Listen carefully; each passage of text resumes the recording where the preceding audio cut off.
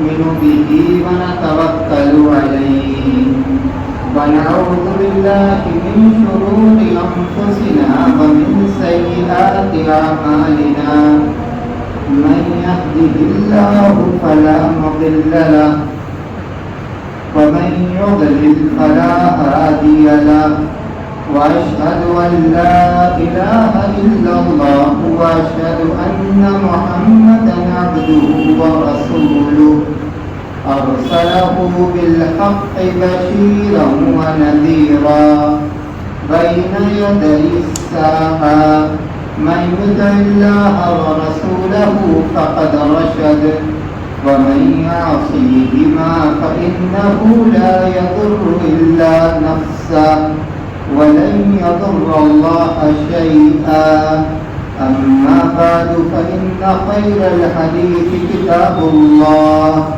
وخير الهدي هدي محمد صلى الله عليه وسلم وشر الأمور محدثاتها وكل محدثة بدعة وكل بدعة ضلالة وكل ضلالة في النار.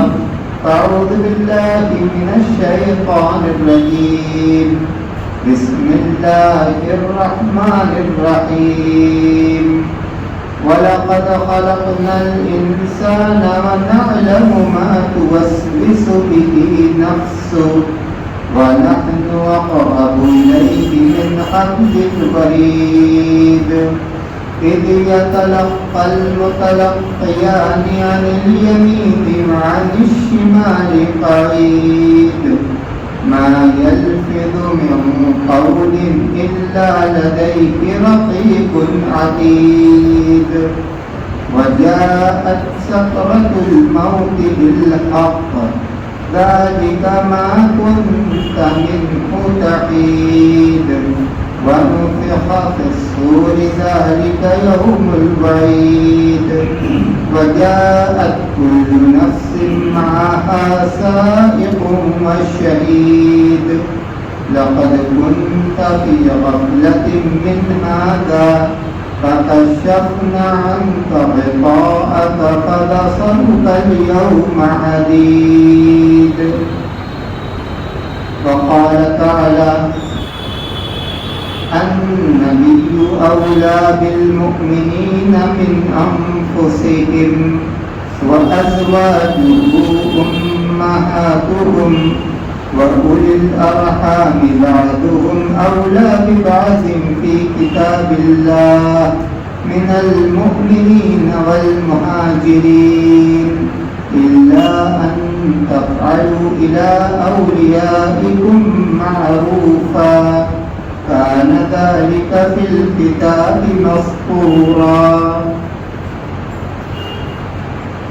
برادران اسلام، محترم بزرگوں، عزیز بھائیوں، ماں اور بہنوں،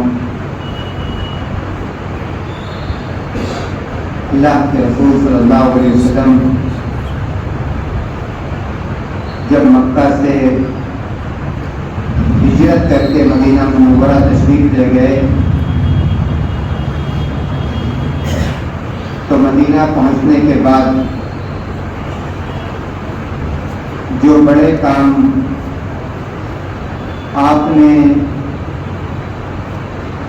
پہلے پہل انجام دیے، ان کاموں میں ایک کام مہاجرین اور انصار کے درمیان بھائی چارہ بھی تھا. یہ مواخات، یہ بھائی چارہ، اس کی وجہ سے مہاجرین اور انصار ایک دوسرے سے بہت قریب آ گئے اور اس قربت کی وجہ سے وراثت کے سلسلے میں بھی یہ حکم رائج ہو گیا کہ اگر کسی مہاجر کا انتقال ہوتا تو اس کا وارث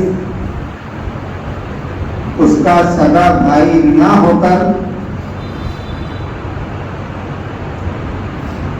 اس کا انصاری بھائی ہوتا اگر اس کے سگے بھائی نے اب تک مکہ سے ہجرت نہ کی ہے۔ قرآن کریم میں اللہ نے فرمایا وَالَّذِينَ آمَنُوا وَلَمْ يُهَاجِرُوا مَا لَكُم مِّن وَلَایَتِهِم مِّن شَيْءٍ حَتَّىٰ يُهَاجِرُوا، جو لوگ ایمان لائے اور ہجرت نہ کی، مَا لَكُم مِّن وَلَایَتِهِم مِّن شَيْءٍ، ان کے لیے ان کے بھائی یعنی مہاجر بھائی کی وراثت کا کوئی بھی حصہ نہیں ہے۔ اور ایسے مراد مفسرین کی جماعت کہتی ہے کہ وراثت ہے، ان کے لیے ان کے بھائی کی وراثت کا کوئی بھی حصہ نہیں ہے، حتی یہاجروا، یہاں تک کہ وہ ہجرت کر کے دارالاسلام یعنی مدینہ آ جائیں۔ عربوں کے یہاں وراثت صرف مردوں کو دی جاتی تھی، اور مردوں میں بھی جو بڑے ہوتے تھے، ذمہ دار ہوتے تھے، جنگ و جدال اور ایک جگہ سے دوسری جگہ سفر کے لائق ہوتے تھے، ان کو وراثت کا حصے دار مانا جاتا تھا۔ اسی طرح اگر ان کا کسی دوسرے قبیلہ سے، دوسرے خاندان سے معاہدہ ہے کہ ہم آپ کا ساتھ دیں گے، آپ ہمارا ساتھ دیں گے، ہم آپ کی مدد کریں گے، آپ ہماری مدد کریں گے، ہم آپ کے وارث ہوں گے، آپ ہمارے وارث ہوں گے، تو اس رشتہ اور اس معاہدہ کی بنیاد پر بھی ان کو وراثت ملتی تھی۔ اور اسی طرح عربوں کے یہاں وراثت کا ایک سبب تبنی تھا۔ کسی نے کسی بچے کو گود لے لیا، اس کو اس نے اپنا بیٹا کہا، اس گود لیے گئے لڑکے کی نسبت پالنے والے کی طرف ہونے لگی۔ اس بنیاد پر بھی وراثت کا حصہ متعین ہوتا تھا۔ اسلام نے جب وراثت کے مسائل اور احکام مشروع کیے گئے، اللہ کے رسول صلی اللہ علیہ وسلم کی مدنی زندگی میں مفسرین کہتے ہیں کہ غزوہ احد کے بعد، غزوہ احد میں حضرت سعد بن ربیع شہید ہوئے۔ ان کی شہادت کے بعد ان کے بھائیوں نے وراثت کا مال اپنی تحویل میں لے لیا۔ حضرت سعد کی بیوہ اللہ کے رسول صلی اللہ علیہ وسلم کے پاس آئی، آ کر کہا کہ سعد کی 2 بیٹیاں ہیں، اگر ان بیٹیوں کو وراثت نہیں ملے گی تو ان کا نکاح کیسے ہوگا؟ ان کی چچا لوگوں نے وراثت کے مال کو اپنی تحویل میں لے لیا ہے۔ اس موقع پر قرآن کریم کی آیت کریمہ نازل ہوئی، یوصیکم اللہ فی اولادکم للذکر مثل حظ الانثیین۔ پوری آیت کریمہ پڑھ جائیے۔ اللہ تمہیں تاکید کرتا ہے تمہاری اولاد کے سلسلے میں کہ بیٹی کا جتنا حق اور حصہ ہے بیٹے کا حصہ اس کا دوگنا ہوگا۔ اللہ کے رسول صلی اللہ علیہ وسلم نے حضرت سعد کی 2 بیٹیاں تھیں اور کوئی بیٹا نہیں تھا۔ آیت کریمہ کے حکم کے مطابق اللہ کے رسول صلی اللہ علیہ وسلم نے فیصلہ کیا کہ بیٹیوں کو 2/3 ملے گا، یعنی وراثت میں جو مال حضرت سعد نے چھوڑا ہے، حضرت سعد کا جو ترکہ ہے 2/3 بیٹیوں کو، 8واں حصہ حضرت سعد کی بیوہ کو، اور ما بقیہ اب جو باقی رہا وہ اسبا لوگوں کو یعنی حضرت سعد کے بھائیوں کو ملے گا۔ اسلام نے وراثت کے مسائل کو، وراثت کے احکام کو قرآن کریم کی آیات کے ذریعے سے، اللہ کے رسول صلی اللہ علیہ وسلم کی احادیث کے ذریعے سے بہت صاف اور کلیئر کر دیا ہے۔ علماء کہتے ہیں کہ وراثت کے سلسلے میں جو احکام ہیں، آیتیں ہیں، حدیثیں ہیں، ان آیات اور احادیث میں اجتہاد یعنی علماء اجتہاد کریں یا علماء ان کی تعبیر کریں، اس کی گنجائش اور اس کی اجازت نہیں ملتی۔ اسی لیے آپ دیکھیں گے کہ وراثت کے مسائل ایسے مسائل ہیں جن میں علماء کے درمیان فقہی اختلافات نہ کے برابر ہیں، نہ کے برابر، اس لیے کہ وہ مسائل بہت ہی صاف اور واضح مسائل ہیں۔ اسلام نے وراثت کے احکام کو بہت تفصیل کے ساتھ بیان کیا۔ اسلام نے یہ کہا کہ وراثت کے سلسلے میں جاہلیت کے زمانے کی طرح سے زمان اور مکان کی تفریق نہیں کی جائے گی، جاہلیت کی طرح سے مرد و عورت کے درمیان تفریق نہیں کی جائے گی، جاہلیت کی طرح سے وراثت کو صرف مردوں کے ساتھ مخصوص نہیں کیا جائے گا۔ ایسا نہیں ہے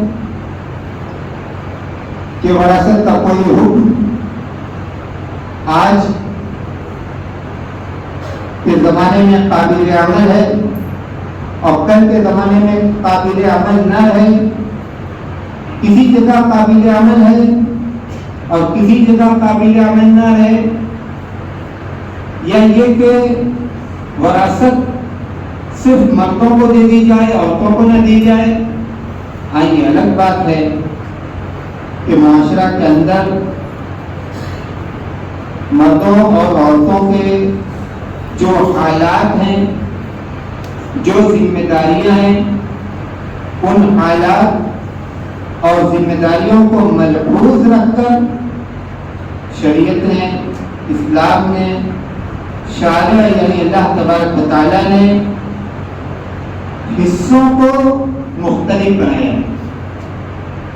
مردوں کے حصے زیادہ ہیں، عورتوں کے حصے کم ہیں، وہ سب اللہ تبارک و تعالیٰ کی منزلتیں ہیں، اور اس سلسلے میں علماء نے تفصیلات بھی لکھی ہیں، تفصیل میں جانے کا یہ موقع نہیں ہے۔ تو آج زوجیت کی بنیاد پر وراثت کو نہیں دیتے تھے، وراثت کو تقسیم نہیں کرتے تھے۔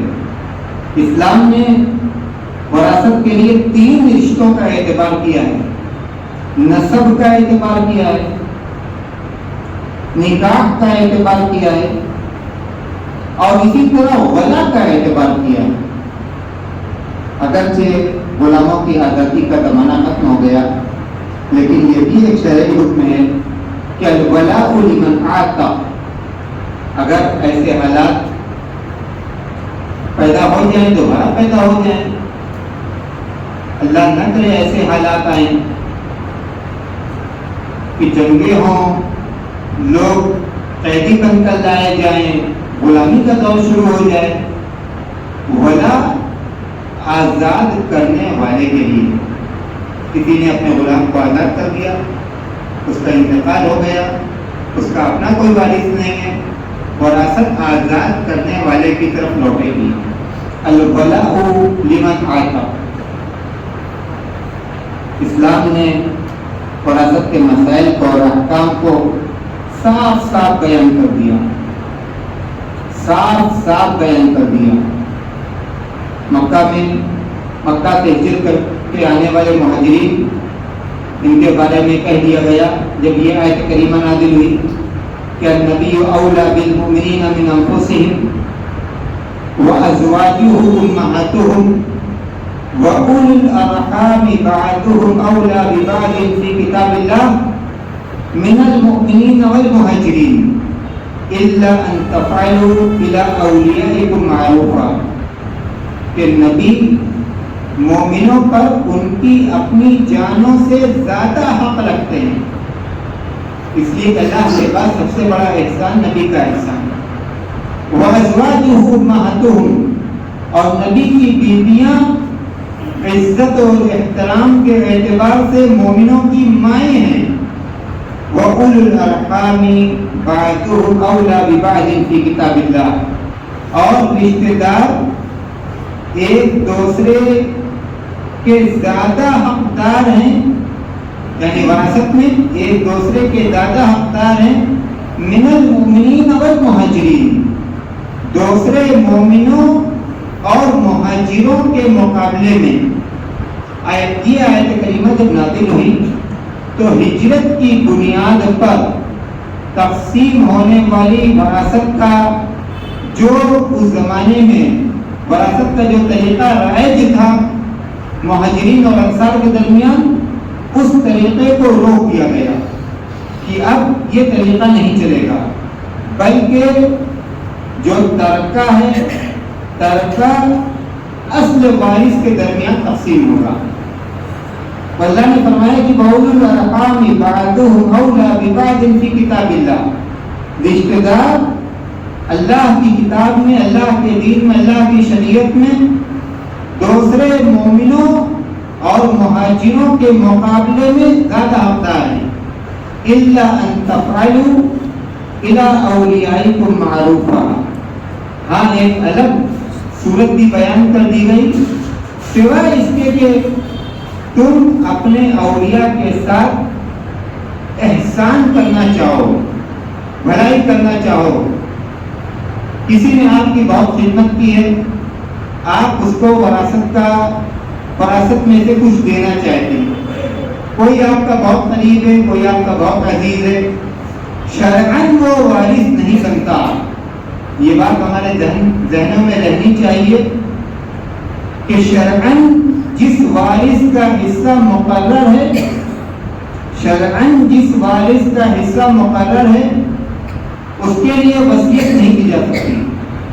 اللہ کے رسول صلی اللہ علیہ وسلم کی صاف حدیث ہے، لا وصیت لوارث، کسی بھی وارث کے لیے وصیت کرنا یہ جائز اور درست نہیں ہے۔ صاف حدیث، لا وصیت لوارث، کسی بھی وارث کے لیے وصیت کرنا جائز اور درست نہیں ہے۔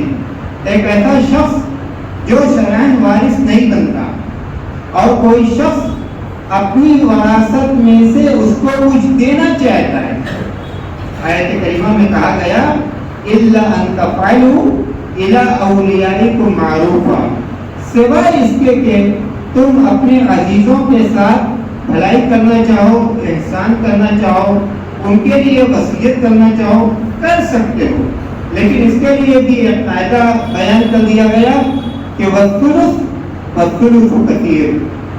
اللہ کے رسول صلی اللہ علیہ وسلم نے فرمایا کہ اگر آپ کسی کے لیے وصیت کرنا چاہتے ہیں تو زیادہ سے زیادہ آپ جو ترکہ چھوڑ کر جائیں گے، 1/3 یا 1/3 سے کم 1/3 یا 1/3 سے کم مال کی آپ وصیت کر سکتے ہیں، 1/3 سے زیادہ کی وصیت نہیں کر سکتے، 1/3 زیادہ کی وصیت نہیں کر سکتے۔ تو اسلام نے وراثت کے مسائل کو صاف صاف بیان کر دیا کہ وراثت کی بنیاد قرابت ہے، نسب ہے، قرابت ہے، رشتہ داری ہے، نکاح ہے۔ کسی لڑکی کا نکاح ہوا، ابھی وہ شوہر کے گھر آئی بھی نہیں، نکاح ہو گیا، شرعی نکاح ہو گیا، ابھی وہ شوہر کے گھر آئی بھی نہیں، اور اتفاق ایسا کہ شوہر کا انتقال ہو گیا، اس کا جو حق ہے، حق زوجیت وراثت میں، وہ حق زوجیت اس کو پورا ملے گا۔ حضرت بیروا بنت واشق کی صاف صاف روایت ہے، اسلام کا انصاف دیکھیے۔ ایک طرف وہ عرب تھے جو مطلقاً عورتوں کو وراثت سے محروم رکھتے تھے، بلکہ بعض تو ایسے تھے کہ وراثت میں عورتوں کو بھی تقسیم کر دیتے تھے، یہ جاہلیت کا زمانہ تھا۔ اور دوسری طرف اسلام کہ ایک بچی کا نکاح ہوا، ایک لڑکی کا نکاح ہوا، ابھی وہ شوہر کے گھر آئی بھی نہیں اور شوہر کا انتقال ہو گیا، وہ حق زوجیت، اس کو حق زوجیت وراثت میں حق زوجیت دیا جائے گا۔ اسی طرح جو تبنی کی رسم تھی اور عربوں کے اندر، اور اس تبنی کی بنیاد پر وہ ایک دوسرے کی وراثت کے حقدار بنتے تھے، اسلام نے اس سلسلے کو بھی روک دیا۔ حضرت زید بن حارثہ، ان کو زید بن محمد کہا جاتا تھا، حضرت سالم حضرت حذیفہ کی طرف نسبت کر کے سالم بن حذیفہ کہا جاتا تھا۔ اسلام نے کہا، قرآن کریم کی آیت نازل ہوئی، ما کان محمد نبا احد من رجالکم ولکن رسول اللہ وخاتم النبیین ادعوهم لآبائهم هو اقسط عند الله فإن لم تعلموا آباءهم فإخوانكم في الدين ومواليكم۔ جن کو زمانہ تمہارا بیٹا کہتا ہے، یہ غلط ہے۔ ادعوهم لآبائهم، ان کی نسبت ان کے باپوں کی طرف کرو، ان کی نسبت ان کے باپوں کی طرف کرو۔ ادعوهم لآبائهم هو اقسط عند اللہ، یہ اللہ کے نزدیک عدل اور انصاف پر مبنی بات ہے۔ فَإِن لَمْ تَعْلَمُوا آبَاءَهُمْ، اگر یہ نہیں جانتے کہ ان کے باپ کون ہیں، ایسے حالات پیدا ہو سکتے ہیں، اسپتال کے اندر کوئی ایسا بچہ ملا، نہیں جانا جاتا کس کا بیٹا ہے۔ فَإِن لَمْ تَعْلَمُوا آبَاءَهُمْ، نہیں جانتے کہ ان کا باپ کون ہے، فَإِخْوَانُكُمْ فِي الدِّينِ وَمَوَالِيكُمْ، تو یہ دین کے اعتبار سے تمہارے بھائی ہیں، دین کے اعتبار سے تمہارے بھائی ہیں اور تمہارے عزیز ہیں، اپنی طرف ان کی نسبت مت کرو۔ اس لیے کہ اسلام نے نسب کو بہت اہمیت دی ہے، اور نسب کی بنیاد پر بہت سارے احکام اور مسائل کا نفاذ ہوتا ہے۔ وراثت کا مسئلہ ہے، پردے کا مسئلہ ہے، حرمت کا مسئلہ ہے، بہت سارے مسائل ہیں۔ تو اگر اس طرح سے نسبت کر دی جائے تو اسلام کے یہ سارے جو احکام اور مسائل ہیں، یہ کھیل بن کر رہ جائیں گے، یہ شریعت کے ساتھ کھلواڑ کرنا ہے، یہ اللہ تبارک و تعالیٰ کے حکم کی نافرمانی کرنا ہے۔ تو تبنی کے رشتے سے جو وراثت منتقل ہوتی تھی، اسلام نے اس پر بھی روک لگا دی۔ ہاں ٹھیک ہے، اگر ایسے حالات پیدا ہو گئے کہ کسی نے کسی بچے کو گود دے لیا، اس کو پالا پوسا، وہ لڑکا بڑا ہو گیا، آپ کے پاس وصیت کا آپشن ہے، آپ کے پاس وصیت کا آپشن ہے، اس بیٹے کے سلسلے میں آپ وصیت کر سکتے ہیں۔ اور وصیت کے بارے میں یہ بتایا گیا کہ زیادہ سے زیادہ 1/3 ترکہ کی وصیت کی جا سکتی ہے۔ وراثت کے سلسلے میں معاشرہ کے اندر جو مسائل ہیں، وہ مسائل سچی بات یہ ہے کہ ہمارے اپنے پیدا کردہ مسائل، یہ سارے مسائل جو آج ہم چھیڑ رہے ہیں یہ سب کے سب شریعت سے دوری کا نتیجہ ہے. شرعی جو احکام ہیں ان پر عمل نہ کرنے کا نقصان ہے جو آج ہمارے سامنے ہے. اسلام کیا کہتا ہے؟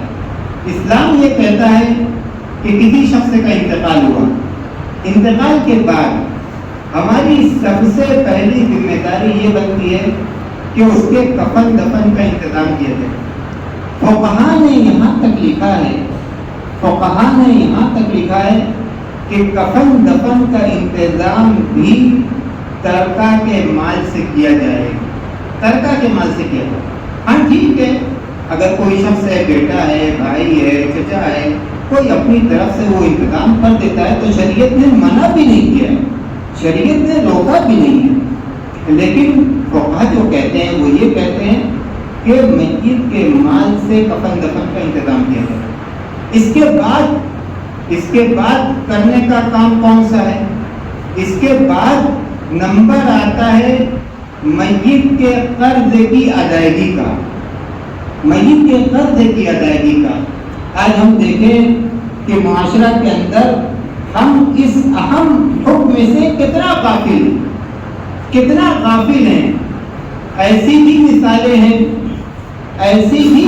ہیں کہ میت کا قرض اپنی جگہ پر باقی رہ گیا اور وراثت کا مال تقسیم کر دیا گیا. اب جو مقروض ہے کبھی اس کے پاس آتا ہے، کبھی اس کے پاس دوڑتا ہے، کبھی اسے تقاضا کرتا ہے، کبھی اسے تقاضا کرتا ہے اور سب ٹالتے ہیں. وہ کہتا ہے ان سے ملو، وہ کہتا ہے ان سے ملو. اور کہنے والے ایسے بھی ہیں، اللہ ان کو ہدایت دے کہ جاؤ جا کے قبر کے پاس جاؤ، وہاں سے جو اپنا قرض لے لو. کیا نتیجہ ہوگا، کیا انجام ہوگا؟ یہ جو مال ہے اس مال میں اصل کرنے کا جو کام تھا وہ کام تو ہم نے نہیں کیا. اب یہ مال ہمارے لیے بابرکت ہوگا یا بے برکت ہوگا؟ بابرکت ہوگا یا بے برکت ہوگا؟ قرض کی ادائیگی بہت اہمیت کی چیز ہے. شریعت نے اس کو بہت اہمیت دی ہے. اب قرض کی ادائیگی کے بعد تیسرا نمبر جو آتا ہے وہ وصیت کے نفاذ کا آتا ہے. جو وصیت میت کی ہے اس وصیت کو نافذ کیا جائے، وہ وصیت پوری کی جائے. میت کی تجہیز و تکفین، قرض کی ادائیگی، وصیت کا نفاذ. اس کے بعد نمبر آتا ہے وراثت کی تقسیم کا. اور وراثت کی تقسیم کے سلسلے میں ایک بات اور ہمارے ذہن میں رہنی چاہیے کہ یقیناً شریعت نے جو ورثہ ہیں، ورثہ کے حصوں کو صاف صاف بیان کر دیا، ورثہ کے حصوں کو مقرر کر دیا کہ کس کا کتنا حصہ وراثت میں بنتا ہے. جو قریبی رشتہ دار ہیں سب کا حصہ مقرر ہے، سب کا حصہ واضح کر دیا گیا ہے. لیکن فقہا نے ایک بات اور بھی لکھی ہے کہ وراثت کی تقسیم کے سلسلے میں شریعت کے مطابق اگر وراثت تقسیم ہو جائے تو یہ بہت اچھی بات ہے اور یہ سب سے اچھی بات ہے. لیکن جو ورثہ ہیں اگر وہ بغیر جبر و اکراہ کے، کوئی زور زبردستی نہیں، کوئی ناراضگی نہیں، کوئی دباؤ نہیں، آپس کی رضامندی سے اور دل کی رضامندی کا مطلب یہ نہیں ہے کہ ایسے حالات پیدا ہو جائیں یا ایسے حالات پیدا کر دیے جائیں کہ ایک حصے دار مجبور ہو جائے کہ اس کو یہ بات ماننی ہی پڑے گی. نہیں مانے گا تو جو مل رہا ہے وہ بھی نہیں ملے گا. یہ رضامندی نہیں ہے. اسی لیے فقہا نے کہا کہ بغیر جبر و اکراہ کے، آپس کی رضامندی کے ساتھ اگر وہ آپس میں مصالحت کر لیں، مفاہمت کر لیں. مثال کے طور پر 4 مکان ہیں، کوئی مکان مالیت کے اعتبار سے کسی کی مالیت زیادہ ہے، کسی کی مالیت کم ہے، کوئی چھوٹا ہے، کوئی بڑا ہے. 4 بھائی ہیں، آپس کی رضامندی سے ان لوگوں نے چاروں مکان کو آپس میں تقسیم کر لیا. کسی کو بڑا مل گیا، کسی کو چھوٹا مل گیا، کسی کی مالیت زیادہ ہے، کسی کی مالیت کم ہے. کسی کو کوئی اعتراض نہیں ہے، سب راضی ہیں، سب خوش ہیں. تو ایسا کیا جا سکتا ہے. قرآن کریم میں اللہ نے فرمایا کہ فَإِن طِبْنَ لَكُمْ عَنْ شَيْءٍ مِّنْهُ نَفْسًا فَكُلُوهُ هَنِيئًا مَرِيئًا، اگر خوش دلی کے ساتھ اس نے آپ کو کچھ دے دیا، فَكُلُوهُ هَنِيئًا مَرِيئًا، تو آرام سے تم اس کو استعمال کرو. بھائی ہیں، بہنیں ہیں، تعلقات اچھے ہیں، چھوٹا سا مکان ہے، بہنیں یہ دیکھ رہی ہیں کہ اگر ہم بھائیوں سے وراثت کو کا مطالبہ کریں گے تو پھر وہ کہاں رہیں گے، کہاں وہ کام کریں گے. ان لوگوں نے اپنی خوشی کے ساتھ اپنا حصہ بھائیوں کو ہبا کر دیا، اپنی خوشی سے اپنا حصہ بھائیوں کو ہبا کر دیا. کوئی حرج کی بات نہیں. کئی بھائی ہیں، کئی بہن ہیں، سب کے حالات الگ الگ قسم کے ہیں. کسی کی ضرورت زیادہ ہے، کسی کی ضرورت کم ہے. کسی نے اپنا حق اور حصہ دوسرے کو ہبا کر دیا. راضی و خوشی، کوئی دباؤ نہیں، کوئی زبردستی نہیں، جائز ہے، کوئی حرج کی بات نہیں. لیکن یہ سب کچھ کب ہوگا؟ یہ سب کچھ اس وقت ہوگا جب ہم اپنے تعلقات کو اچھا بنا کر رکھیں گے. جب ہم اپنے تعلقات کو اچھا بنا کر رکھیں گے، جب ہمارے تعلقات کے اندر مٹھاس ہوگی، جب ہم تعلقات کی جو نزاکتیں ہیں ان نزاکتوں کو سمجھیں گے، تعلقات کو نبھائیں گے، رشتوں کو جوڑیں گے، تب اس طرح کا ماحول پیدا ہوگا کہ آدمی دوسرے کے حالات کو سمجھے گا اور دوسرے کے ساتھ مددگار کے طور پر کھڑا ہوگا. لیکن اگر تعلقات اچھے نہ ہوں یا ہم تعلقات کو اچھا نہ رکھیں تو پھر ہم دوسرے حصے دار سے کیسے یہ امید رکھ سکتے ہیں کہ وہ ہماری مدد کرے گا اور ہمارا تعاون کرے گا. ہمیں چاہیے کہ شریعت کا یہ جو حکم ہے وراثت اور وراثت کی تقسیم، یہ شریعت کے اہم ترین مسائل میں سے ہے. ہم اس مسئلے کی اہمیت کو سمجھیں. اس سلسلے میں شریعت کے جو احکام ہیں، جو مسائل ہیں، ان احکام اور مسائل کو بھی سمجھیں. معاشرہ کے اندر جو مسائل ہیں، معاشرہ کے مسائل کو بھی قریب سے دیکھیں، جانیں اور سمجھیں، اور جہاں تک ہو سکے شریعت کے احکام پر عمل کریں. شریعت کے احکام پر عمل کرنا ہی ہم سب کے لیے برکت اور نجات کا راستہ ہے. اللہ تبارک و تعالیٰ ہمیں دین کی صحیح سمجھ عطا کرے اور اس پر عمل کرنے کی توفیق عطا کرے. آمین. وآخر دعوانا